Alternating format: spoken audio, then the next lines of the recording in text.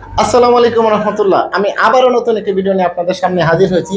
সেটা হলো নুট এর পর নাউন প্রোনাউন হবে প্লুরাল, কিন্তু ভার্ব হবে সিঙ্গুলার। নুট দ্বারা আমি এখানে কি বুঝিয়েছি?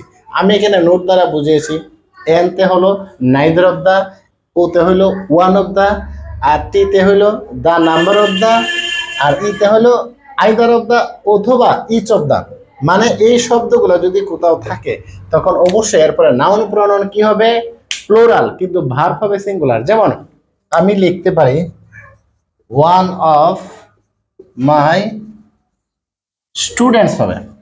এরপর ইজ ইজ এ লয়ার, মানে মূল জিনিসটা কি? ওয়ান অফ দা আছে না, তারপরে যে ভার্ব হচ্ছে সিঙ্গুলার। তার মানে কি, যে নাউন প্রোনাউন কিন্তু ঠিকই প্লুরাল হয়েছে। তার মানে এই স্টুডেন্টস অনুসারে কিন্তু এখানে হয় না। এই যে